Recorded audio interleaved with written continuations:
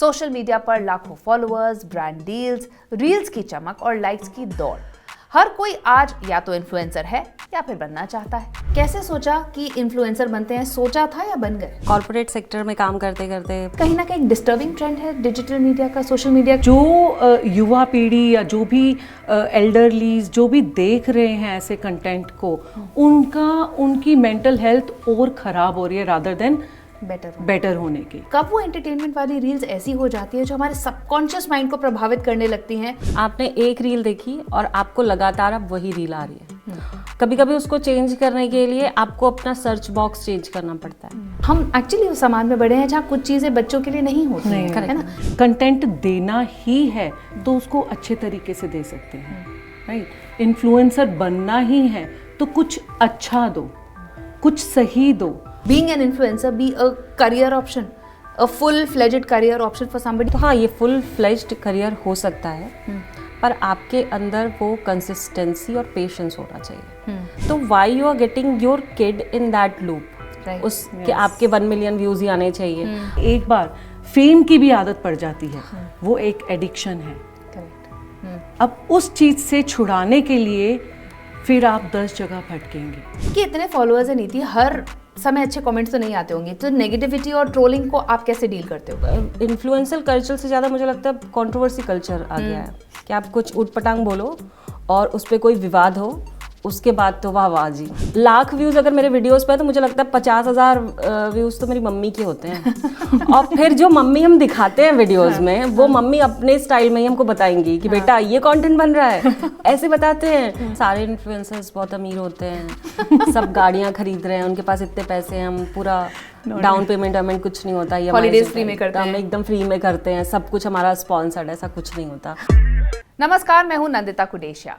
आज के दौर में हमारी सुबह मोबाइल स्क्रीन से शुरू होती है और रात भी उसी स्क्रीन पर खत्म होती है। बीच में अगर कोई चीज हमारे सोचने, पहनने, खाने, बोलने, यहाँ तक कि सपने देखने के तरीके को सबसे ज्यादा प्रभावित कर रही है तो वो है इन्फ्लुएंसर संस्कृति। डिजिटल युग में सोशल मीडिया ने अभिव्यक्ति को लोकतांत्रिक बना दिया है।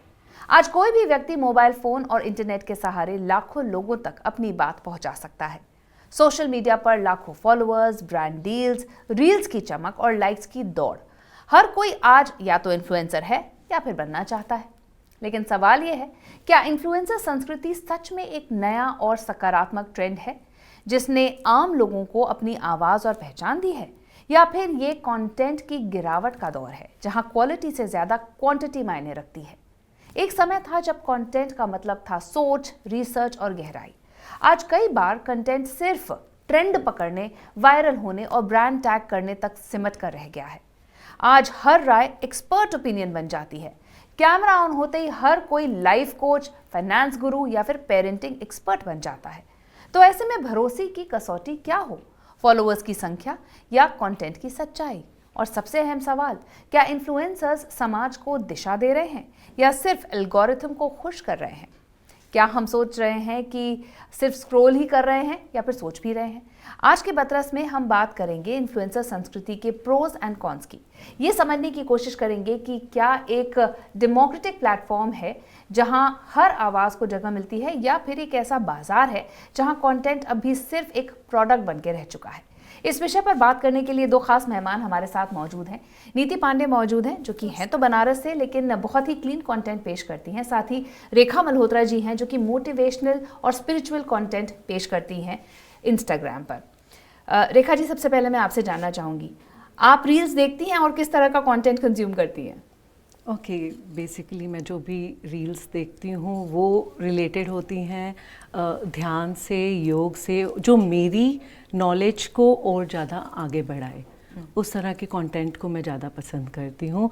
पर ज़्यादातर मैं फोकस रहती हूँ कि मैं अपने श्रोताओं को किस तरह का कंटेंट देना चाहती हूँ, उसके बारे में मैं ज़्यादातर किताबों में पढ़ती हूँ या ध्यान में रहती हूँ, और ऊर्जा को रिसीव करके जो भी मुझे आगे अपने श्रोताओं को या जो भी लोग मुझे देख रहे हैं, मुझसे कुछ सीखना चाहते हैं, उनको मैं क्या देना चाहती हूँ, उस पर ज़्यादा फोकस रखती हूँ। नीति है हमारे संग और बहुत ही चटपटा कंटेंट इनका होता है। घर की नॉर्मल बातों को लेकर आप कंटेंट बनाती है, एक्सट्रीमली क्लीन कंटेंट होता है। नीति, कैसे सोचा कि इन्फ्लुएंसर बनते हैं? सोचा था या बन गए? शायद बन गए, सोचा नहीं था कि इन्फ्लुएंसर बनना है। कॉर्पोरेट सेक्टर में काम करते करते पोस्ट जब सेकेंड वेव थी कोविड की, तो मैंने देखा लोग अच्छा कंटेंट बना रहे हैं, फ़नी है, तो I used to make those videos जहाँ पे आप डब स्मैश जैसे जगहों पे आप वीडियो बनाते थे, लिप सिंक के, थोड़े कॉमेडी वाले जो होते थे। फिर उसके बाद वो अकाउंट पब्लिक कर दिया यूं ही, और एक दो कंटेंट अच्छा रिसीव हुआ। इसके पीछे छोटी सी कहानी ये भी है कि हमेशा से ड्रामा, प्लेज, इन सब में एक्टिवली पार्ट लेने का मौका भी मिला है और एक्टिवली पार्ट भी लिया है। तो वो पैशन हमेशा से था कि एक्टिंग में कुछ करना, नॉट दैट कि जाके हीरोइन बनना, उन सब थी कि एक्टिंग करनी है।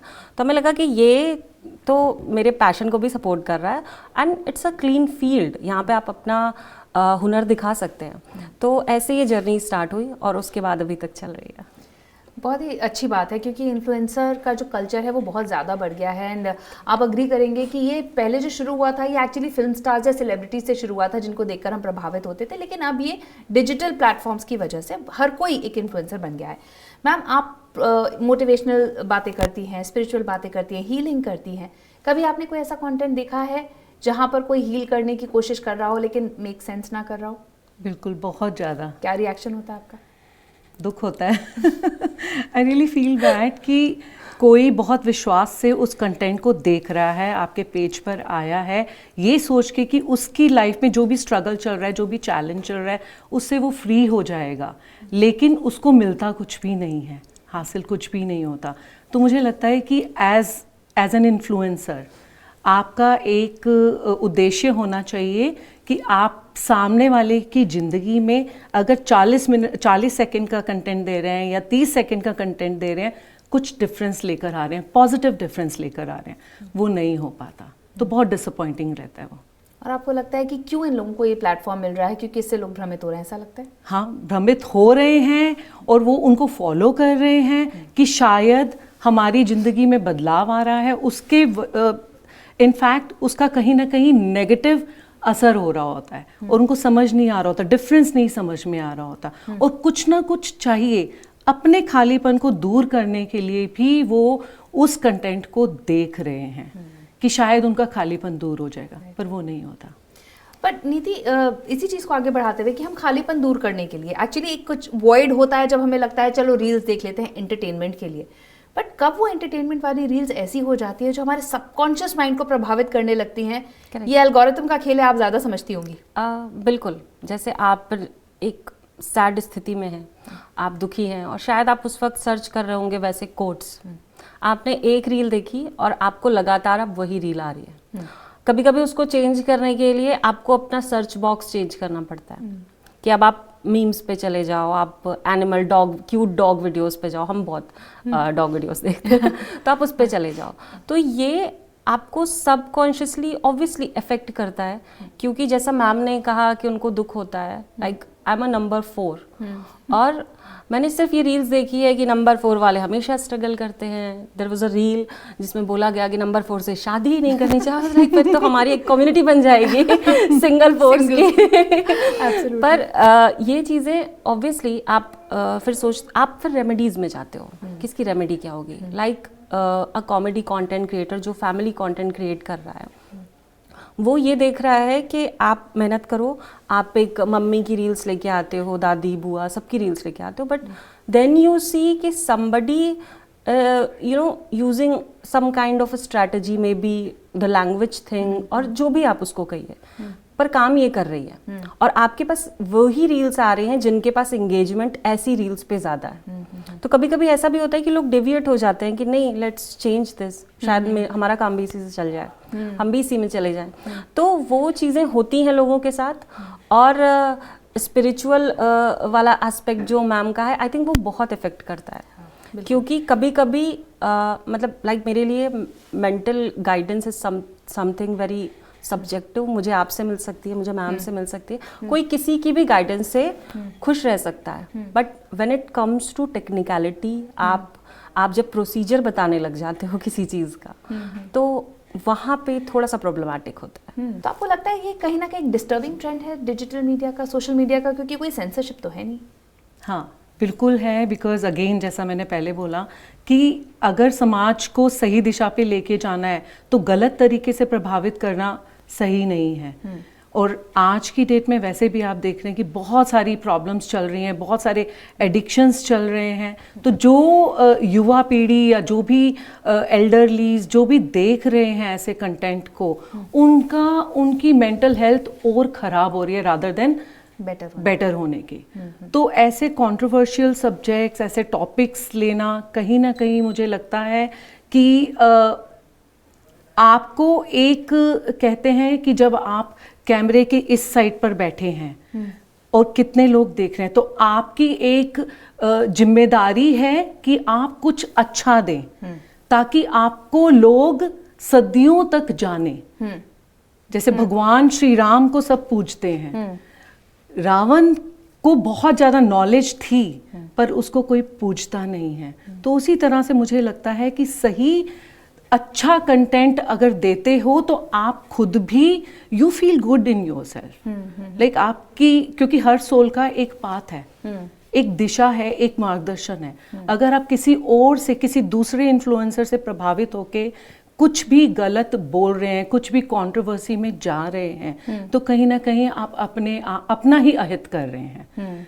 फॉलोअर्स तो मिल जाएंगे, एंगेजमेंट भी मिल जाएगी, वायरल भी हो जाएगा, सब कुछ हो जाएगा, बट कहीं ना कहीं अपनी मेंटल हेल्थ को डिस्टर्ब कर रहे हैं, जो आज नहीं पता चलेगा, मे बी आने वाले कुछ वर्षों में पता चलेगा। नीति, जो मैम का थॉट प्रोसेस है, कितने लोग इस थॉट प्रोसेस से आते हैं इस बिजनेस में? क्योंकि अब जो इन्फ्लुएंसर, जैसे आपने बोला कि लोगों ने कंटेंट कंज्यूम करना शुरू किया, शायद फॉलोअर्स बड़े होंगे तो आपके पास ब्रांड प्रमोशंस भी आने लगे होंगे, बट अब लोग बहुत अवेयर हैं, उनको पता है कि इन्फ्लुएंसर बनना अपने आप में एक बिजनेस है। करेक्ट। तो वो आते ही इस मोटिव से हैं कि चाहे मुझे पेड फॉलोअर्स लेने पड़े या मुझे कोई भी कंटेंट देना हो, मुझे फॉलोअर्स चाहिए because I want to earn certain amount और I want to promote certain. तो ये वाला माइंडसेट जहाँ से मैम आ रही है, ये है क्या आजकल लोगों में?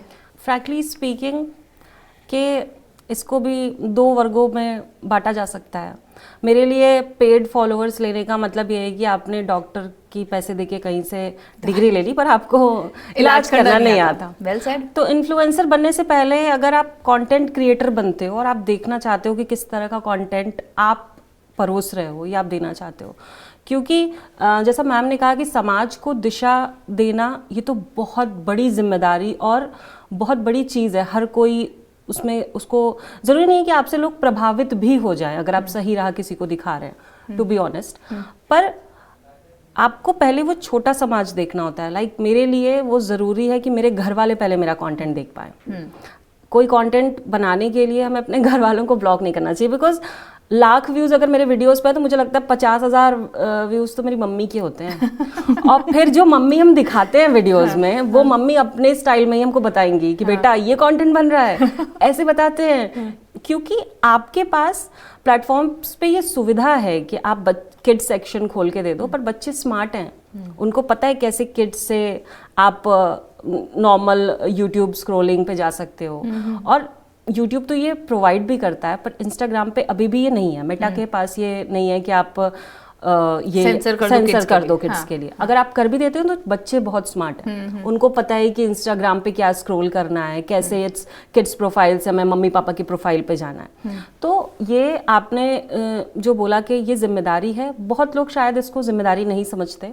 और being in the market I can say कि कुछ लोगों को पता है कि ये गलत है या वो गलत दिशा में है, पर उनको व्यूज़ हैं, उनको एंगेजमेंट है, उनके पास ब्रांड डील्स हैं। और आई थिंक ब्रांड्स भी अब कहीं ना कहीं वो इस चीज़ को मॉनिटर कर रहे हैं। Actually monitor will be wrong word, गलत शब्द होगा शायद, पर उनको भी पता है कि हमारा प्रोडक्ट को भी यहीं से व्यूज़ आने हैं। सबको eyeballs चाहिए। अच्छा करके करो चाहे कंट्रोवर्सी करके करो, करेक्ट है ना। तो कंट्रोवर्सी, जैसे मैम ने कहा ना कि नेगेटिव चीजें आ जाती है तो वो अट्रैक्ट भी लोग जल्दी होते हैं।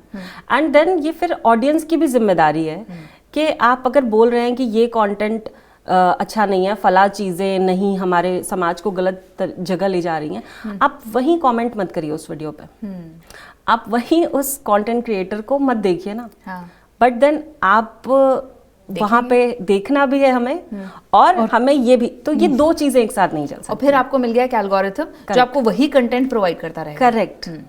तो अभी तो ये कंटेंट क्रिएटर्स के साथ यही चीज़ है, हमें लगता है कि जो लोग हैं बिजनेस में और जिनका कंटेंट ऐसा है, और ऐसा नहीं है कि वो कंटेंट बना रहे हैं और उनको गालियां नहीं पड़ती या फिर उनको कोई कुछ बोल नहीं रहा है, पर क्या उससे वो कैसे डील कर रहे हैं वो उनके ऊपर है। उनको पता है कि इससे मुझे कितने व्यूज़ आने हैं, एंड आई थिंक आप बिजनेस में हैं 6 महीने साल भर तो आपको पता चल जाता है, लाइक हमें पता है मेरी कौन सी वीडियो चलने वाली है, कौन सी नहीं चलेगी। तो उनकी स्ट्रैटेजी आई थिंक वो पहले से ही तय होती है। मैंने सोचा था कि इससे पैसे कमाने हैं। हाँ, मतलब बट स्टिल आपके पास भी ऐसे कुछ आए होंगे प्रमोशन के आइडियाज जिसको आपको लगा होगा मेरी थिंकिंग इससे अलाइन नहीं करती, ऐसा कभी हुआ है? कोई आया आपने मना किया हो? शुरुआत से और बल्कि अभी भी लाइक गेमिंग प्लेटफॉर्म्स या फिर बेटिंग प्लेटफॉर्म्स, तो बहुत पहले से ही ये मेरा टेक था कि ये प्रमोट नहीं करना है, और वो अच्छे पैसे देते हैं। मेरे जानने वाले भी लोग हैं जो करते हैं, उनके लिए वो काम करता है, शायद ये मेरे लिए अलाइन नहीं करता, this is not something I will go with, तो उससे हम अपने आप को रिफ्रेन करते हैं। कई माँ बाप ऐसे हैं जो छोटे छोटे बच्चों के यूट्यूब चैनल या फिर उनके इंस्टा आईडीज बना देते हैं जिसमें वो बेबाक तरीके से बात कर रहे हैं। शायद हमारे कल्चर में ये एक्सेप्टेबल ना हो कि बच्चा पलट के जवाब दे, लेकिन जब हम देखते हैं तो हमें मजा आता है और हम शेयर भी करते हैं। बिल्कुल बिल्कुल। मेरा मानना है कि ये जो हमारा अभी समय चल रहा है, बहुत एक्सपोजर है, और उसको अगर हम पॉजिटिवली लें, इंटेलिजेंस बहुत है आजकल, बच्चे भी बहुत इंटेलिजेंट हैं, और हमारी एज के लोग भी, उनको बहुत कुछ ऐसा अवेलेबल है कि हम बहुत कुछ नया सीख सकते हैं। तो अगर आपने अपने बच्चे को या फिर कोई भी ऐसा युवा है अपनी कंटेंट देना ही है तो उसको अच्छे तरीके से दे सकते हैं, राइट। इन्फ्लुएंसर बनना ही है तो कुछ अच्छा दो, कुछ सही दो। अगर पेरेंट्स को, बच्चों को, क्योंकि पहले हम अपने बच्चों को कुछ ऐसी आदतें डाल देते हैं कि आप इस काम को करिए, उसके बाद कुछ समय तक जब बच्चों को वो आदतें लग जाती हैं तो प्रॉब्लम भी पेरेंट्स को ही होती है। तो इसीलिए जो भी कराना चाहते हैं बहुत ही सोच समझ के कराइए, क्योंकि अगर एक बार फेम की भी आदत पड़ जाती है वो एक एडिक्शन है। करेक्ट। अब उस चीज से छुड़ाने के लिए फिर आप 10 जगह भटकेंगे। तो बहुत सेंसिटिव बच्चे हैं, बहुत ही ब्रिलियंट माइंड्स हैं, और हमारी भारतीय संस्कृति, हमारा भारत, हमारे डीएनए में ही ना वो इंटेलिजेंस है, तो उसको सही तरीके से क्यों नहीं लेकर आ सकते हम बाहर। बिल्कुल बिल्कुल। एंटरटेन कर सकते हैं हम सही तरीके से, म्यूजिक का है, सॉन्ग्स है, सिंगिंग है, डांस है, क्लासिकल डांसेस हैं, कविताएं हैं, स्टोरीज हैं, बहुत सारे तरीके हैं। तो सही तरीका अपनाना बहुत ज़रूरी है, और पेरेंट्स को definitely give it a thought कि आप 10 साल बाद अपने बच्चे को कहाँ देखना चाहते हैं। नीति, ये भी मैं जानना चाहूँगी कि ये जो रील कल्चर बना, ये सब जो बना, ये एंटरटेनमेंट के लिए था। जैसे आपका कंटेंट है वो एंटरटेनमेंट के लिए, इसमें कोई अच्छा बुरा नहीं लेके जा रहा है घर में, but there has to be a line. वो एंटरटेनमेंट एक सामाजिक बाउंड्री में होना चाहिए फाइमे से, and there is no censorship. Do you think there should be a censorship? I think viewership के लिए तो होनी चाहिए, क्योंकि there is an audience for everything. आप फैमिली कंटेंट के लिए भी ऑडियंस है आपके पास, है ना, स्पोर्ट्स कंटेंट है आपका उसके लिए भी है, एडल्ट कंटेंट के लिए भी ऑडियंस है। जो लोग गाली गलौज कर रहे हैं अगर रील्स पे, उनकी मर्जी, उनके लिए काम करता है, वो करें, पर देखने वाले भी तो है ना, उनको पुश किस चीज़ से मिल रहा है। तो आई थिंक व्यूअरशिप पे भी होना चाहिए कि आप इस तरह के कंटेंट, और बहुत लोग प्लेटफॉर्म्स को उस तरह से यूज़ नहीं करते। जैसे आपके पास इंस्टाग्राम पे ही ऑप्शंस है कि आप रिस्ट्रिक्ट कर दो कुछ वर्ड्स और वो वर्ड्स आपको नहीं दिखेंगे कहीं इंस्टाग्राम पे। तो बाउंड्री के बारे में, मतलब मैं अपने बारे में बात करूं और कुछ क्रिएटर्स जिनको मैं जानती हूं, तो हाँ, उनकी कुछ बाउंड्रीज हैं, और शायद फिर ये इससे भी आता है कि आप कहाँ तक अपने आप को पुश कर सकते हो और किस चीज़ के लिए। मतलब हम खुश है, मेरे को 2 ब्रांड डील कम मिलती है, but I can't go there. मेरे को पता है वो आई एम नॉट कंफर्टेबल। कुछ वैल्यूज एंड प्रिंसिपल्स से आप कॉम्प्रोमाइज नहीं करो। या लीव व्यूअर्स, बट हम कंफर्टेबल नहीं है उसको शूट करने में, उसको उस तरह की भाषा का प्रयोग करने में शायद, तो I won't do it. Ma'am ऐसा भी आपको लगता है, जैसे कि अभी हम बात कर रहे थे बच्चों की, इसने बताया कि इनको बोला जाता है कि बच्चे परेशान हो रहे हैं, शेयर कर दो, क्या एक भावना हम बच्चों में पैदा कर रहे हैं कि I have to be likeable, लोग मुझे पसंद क्यों नहीं कर रहे? मतलब ये एक भावना क्या हम, जब मैं बच्चे कह रही हूँ, I am also talking about the youngsters जो शायद ऐसे ही बड़े हो रहे हैं कि मुझे समाज का अप्रूवल चाहिए और वो मुझे सोशल मीडिया से मिलेगा, ये डाल रहे हैं बच्चों में अपने?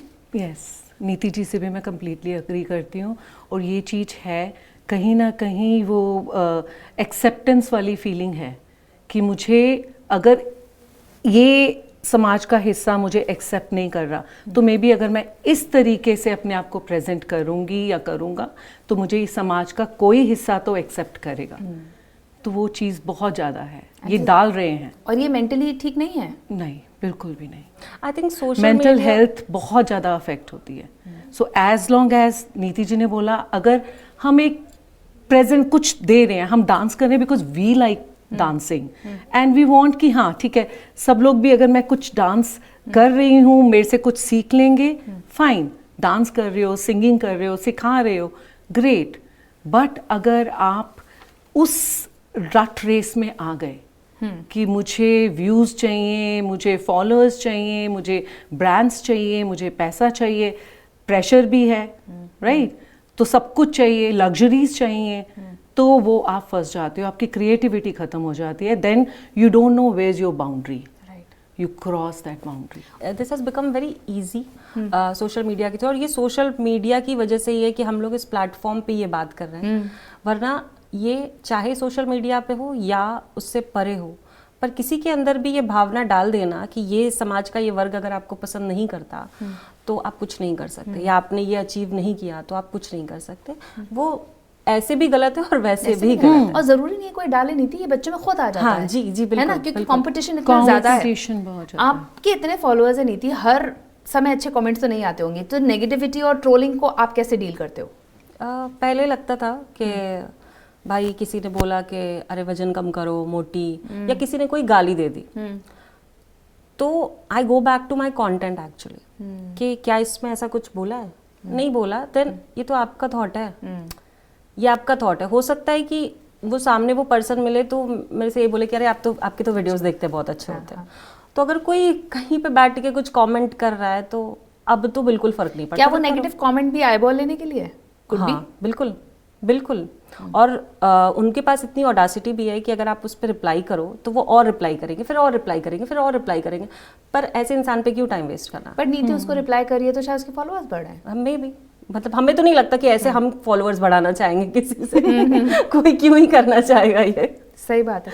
और मैम क्या लोगों को ये सोचना चाहिए कि भाई जैसे उन्होंने कहा कि इंस्टाग्राम पे तो कोई भी सेंसरशिप है नहीं, तो लोगों को थोड़ा तो ये सोचना चाहिए कि बच्चे भी मेरा कंटेंट देख रहे हैं। और रही बात गाली गलौज की, मैं कुछ इन्फ्लुएंसर्स की बात करूं, चाहे हम समीर इलाहाबादिया की बात कर ले, समय रैना की बात कर ले, जो बहुत बड़ी बड़ी कंट्रोवर्सीज हुई हैं जिसको लेकर कोर्ट केसेस भी हो गए हैं। But having said that ma'am, सबको पॉपुलैरिटी तो मिली, लोगों ने ये भी जाके देखा कि क्या ऐसा कंटेंट था जिसको कि बैन कर दिया। So eventually everybody is getting eyeballs, चाहे वो पॉजिटिव हो चाहे नेगेटिव हो। This is not a great trend. No, not at all, बिल्कुल भी नहीं। क्योंकि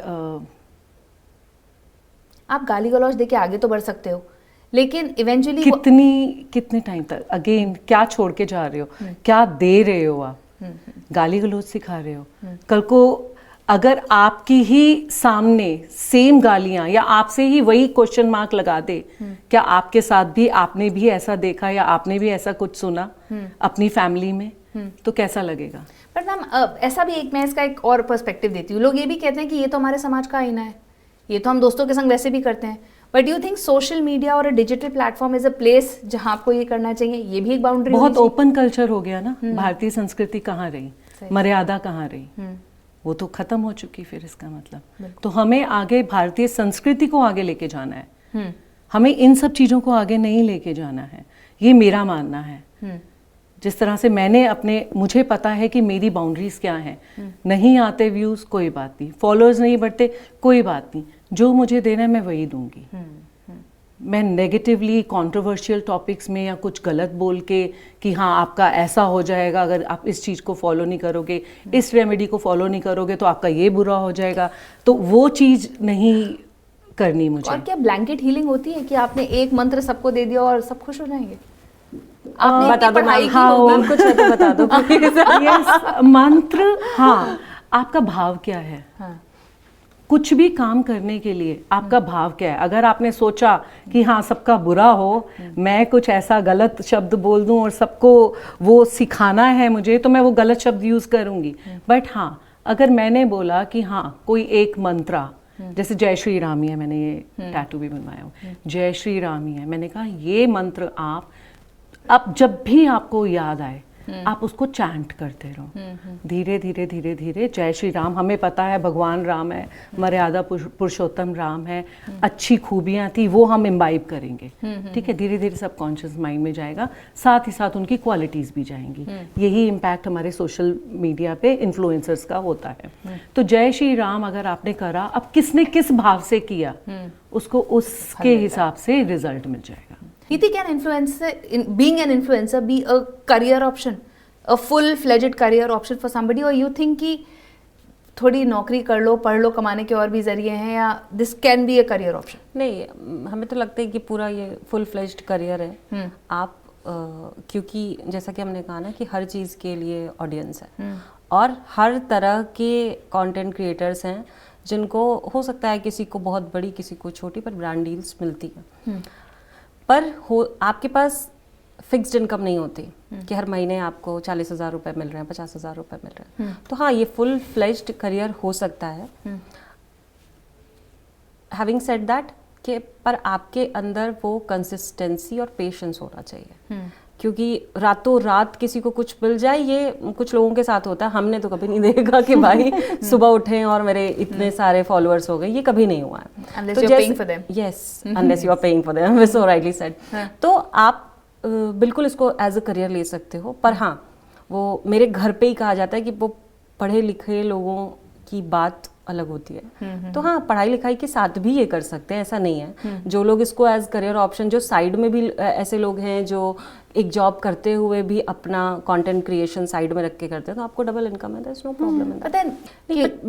मेरे थॉट प्रोसेस में है कि जैसा आपने कहा कि you might not be the bread earner of your family, पर मेरे लिए तो मैं ही हूँ ना, ऐसा है। तो लाइक हम वी इन अ फैमिली, अगर मेरा ये पार्ट है, मान लीजिए ये कंटेंट क्रिएशन ना हो के कोई जॉब होता, तो ये फिर भी लगा रहता कि ठीक है इसके बाद ये वाली प्रमोशन ही नहीं है, मे बी स्विच करना है। तो आप उसमें भी जिस तरह से, पर आपको फायदा ये होता है कि आपकी छुट्टियां उतनी रहती हैं, आपको इतने टाइम फ्रेम में काम करना ही है।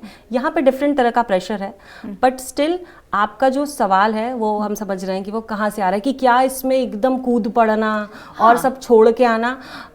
आई वुड से नो, क्योंकि अगर आप एक मोटा एकदम जूसी सैलरी छोड़ के यहाँ पे आ रहे हो, जो कि डिसेंट सैलरी थी या कम भी थी, है ना, आपके पास कुछ फिक्स इनकम थी और आप ये बिल्कुल से छोड़ के आ रहे हो और आपके साथ कोई चमत्कार नहीं हो रहा, तब तक तो आपको बहुत प्रेशर फील हो सकता है पैसे कमाने के लिए, क्योंकि तुरंत से आपको ब्रांड डील्स नहीं मिलने लगती जब तक कि आपके पास व्यूज ना हो, जब तक। और जैसा मैम ने कंट्रोवर्सी के बारे में बात की, क्योंकि आजकल इन्फ्लुएंसर कल्चर से ज़्यादा मुझे लगता है कंट्रोवर्सी कल्चर आ गया है, कि आप कुछ उटपटांग बोलो और उस पर कोई विवाद हो, उसके बाद तो वाह वाह जी, वायरल हो जाए। Yes. I think the term is viral हो जाए। You know why am I asking this question, and नीति जो आप बोलती हैं वो बहुत लोग सुन रहे हैं, वो इसलिए कि see degree based, skill based and creativity based.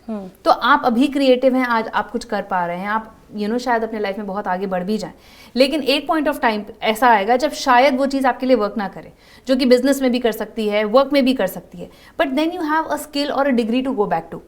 But आजकल लोग क्या करते हैं ना कि पढ़ाई नहीं भी हो रही है, but I am an influencer. But यही तो सोशल मीडिया का कमाल है कि आपके पास जब आप एक सर्टेन पॉइंट पे पहुंच जाते हो, या आपको लगता है कि आपकी अर्निंग आना शुरू हो गई हो, आप धीरे धीरे अपना कोई बिजनेस डेवलप करते हो, और बहुत सारे क्रिएटर्स ये कर रहे हैं। You should do that, that's what you are saying, right? आप वो भी करिए। मतलब मैंने नहीं किया हुआ है, पर आप करिए उस चीज को, और ये प्लेटफॉर्म ही आपको देता है अपना बिजनेस ग्रो करने के लिए। तो मेरा तो ये पूरा फुल सपोर्ट है कि भाई आप क्रिएटर बनना चाहते हो आप बनो, पर आपको बहुत बहुत पेशेंटली काम करना पड़ेगा इसमें। कि आप ये सोच के चलो कि फला इंसान के रातों रात 2 मिलियन 4 मिलियन फॉलोअर्स, वो सबके साथ वो नहीं होता। तो आपके टाइम पे आपकी चीजें होंगी, और वो जॉब में भी हो सकता है, और वो बिल्कुल सेम वैसा ही है ना। तो आप अगर बिजनेस में भी आए हुए हो, कंटेंट क्रिएशन में आ रहे हो, तो ये आपके साथ काम कर सकती है। तो आपके पास एक फॉल बैक ऑप्शन हमेशा होना चाहिए, चाहे वो आप शिखर पे पहुंच के बना लो। जैसे हम फिल्म स्टार्स की भी बात करते हैं कि कितनी लाइफ है, आपकी क्रिएटिविटी जब खत्म होगी, but everybody has a backup option जो वो कर लेते। तो आई थिंक ये जो यंगस्टर्स सोच रहे हैं कि इन्फ्लुएंसर बन के जिंदगी कट जाएगी, उनके पास एक और ऑप्शन। टू बी ऑनेस्ट, मेरा जो एनुअल पैकेज हुआ करता था, वो आई थिंक वो पूरा पैकेज किसी किसी मंथ में कंप्लीट हो गया। तो आई वोंट से कि नहीं किया जा सकता। हाँ। पर ये रातों रात नहीं हुआ मेरे साथ, और ये कंटिन्यूअसली नहीं होता है। It needs efforts. कभी उस पैकेज का हाफ मिलता है, कभी पूरा पैकेज मिलता है, कभी उससे भी ज्यादा मिल रहा होता है। तो पैसे तो हैं इस मार्केट में ना, सबके पास कुछ ना, मेरे पास भी थोड़ी सी ऑडियंस है जो देखती है। तो वो आपको धीरे धीरे आई थिंक कंसिस्टेंट रहने के बाद ही मिलता है। और फिर अगर आप ग्रिप बना सकते हो और आप उस चीज को कंटिन्यू कर सकते हो, और अपने आप को ना खो के कि भाई ये चीज वायरलिटी की है, ये करना चाहिए, मेरा सजेशन है कि अगर आप उस तरीके से जाते हो कि ये मेरा ये आई थिंक ये मेरे कैरेक्टर्स है, they will go like this, और ये मेरी जर्नी है, जब आप पिक्चर कर लेते हो उस चीज को, आई थिंक किया जा सकता है, बैलेंस किया जा सकता है। बहुत लोग हैं जो एक्चुअली अच्छी अच्छी डिग्रीज देवर इनटू सम फार्मास्यूटिकल कंपनी, और वो कुछ इंजीनियरिंग परस्यू कर रहे थे और छोड़ के वो कंटेंट क्रिएटर बने हैं, और they are doing good. So as long as you have good content to give and share, correct, why not? Yeah. But ma'am, अच्छा मैं वापस व्यूअर्स की तरफ आती हूँ, ठीक है। हम रिट्रीट्स की बात करते हैं, आजकल बड़े पॉपुलर हो रहे हैं। जैसे आपने कहा mental health has become like a big thing, right. लोग अपने काम से ब्रेक लेते हैं कि अब कुछ नहीं करेंगे, फैमिली टाइम स्पेंड करेंगे या अलोन टाइम स्पेंड करेंगे। जब हम इन रिट्रीट्स की बात करते हैं तो इनसे फ़ोन ले लिए जाते हैं, चाहे 10 दिन के लिए हो, चाहे 12 दिन के लिए हो, फ़ोन ले लेते हैं, और लोग खुशी खुशी जमा करते हैं अपने फ़ोन और फिर जाते हैं शांति के लिए। तो ये शांति अगर हम रोज़मर्रा में ले आए तो बेटर रह सकता है। बहुत अच्छा, जैसा कि नीति जी ने बोला कि खुद को ना खोकर हम इस काम में आगे बढ़ सकते हैं।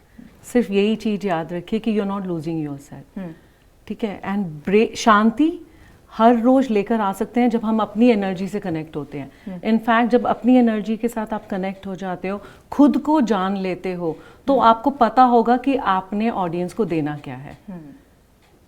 आप अच्छे से जान जाएंगे कि ओके दिस इज व्हाट मैं अपनी ऑडियंस को ये देना चाहता हूँ, ये देना चाहती हूँ, ऐसा कंटेंट देना चाहती हूँ। तो वो कंटेंट भी अच्छा होगा और वायरल भी होगा। ऐसा नहीं है, कंसिस्टेंसी चाहिए, पेशेंस तो चाहिए ही चाहिए, तो वायरल भी होगा। तो व्हाई नॉट सही तरीके से, पीस भी हो, you don't lose yourself and you gain popularity as well।